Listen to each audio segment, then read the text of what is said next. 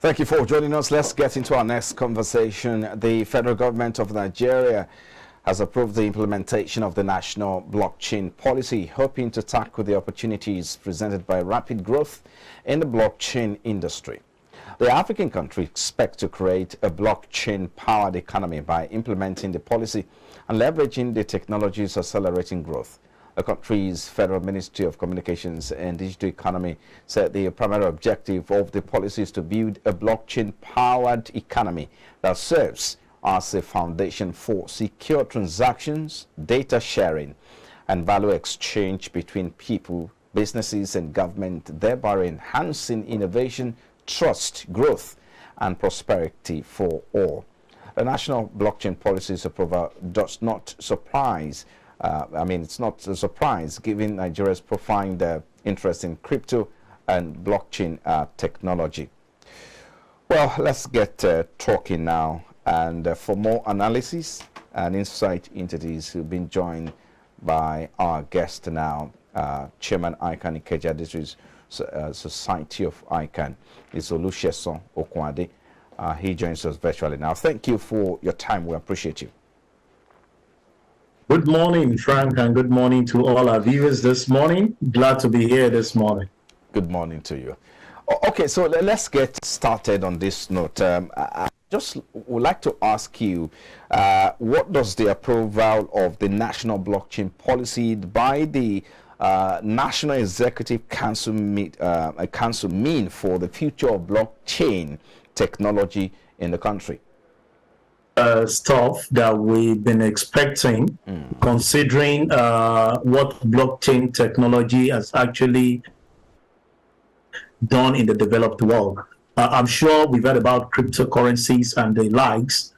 These are things that have actually promoted the blockchain technology.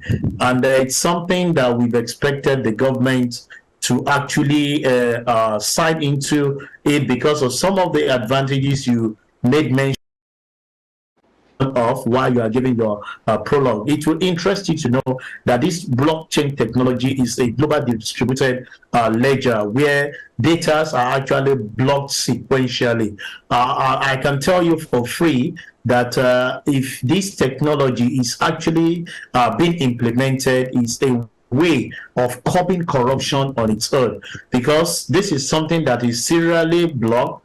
And individual organization, individual person that key into it for promotion of business transaction can see the transparency that is entrenched in it. So it's not something that you go back a few days later that you want to edit. Once you log it in and you carry out that transaction, it is there perpetually till eternity, and the individuals that come therein can have a deeper understanding of what it is a permanent log of a set of rules and protocol. So it's a welcome idea that some of us have actually been yearning and anticipated from. It's quite disheartening that some of our leaders are playing in the sector, but giving it a nod for other people to partake in as a policy in the country has been a very difficult thing. I'm sure you know, not until when SEC came up with some of this, stood their ground in making sure that they have it in. That's when we started having an headway, which some of us consider that it's been late,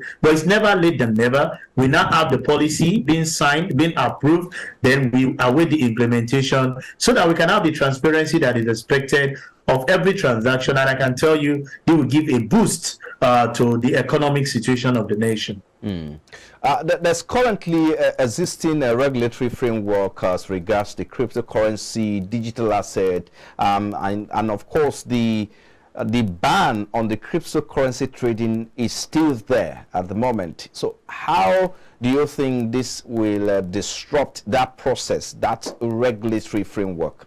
Do you see any disruption at all?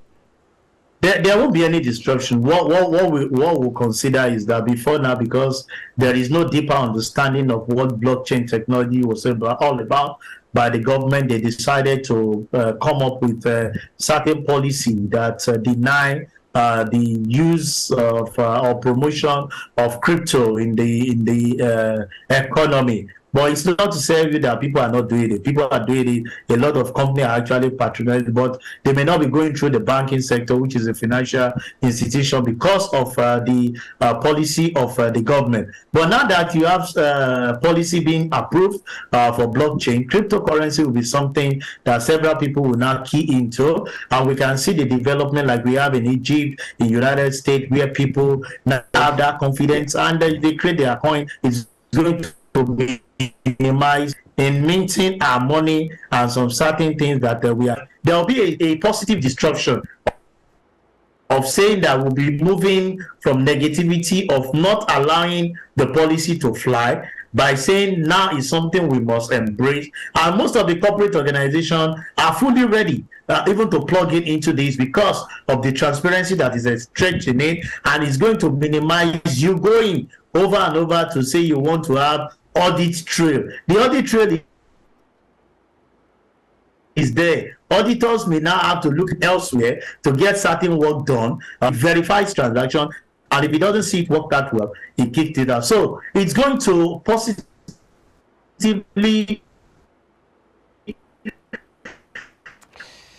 okay. Hello, Mr. Okwandi. Okay.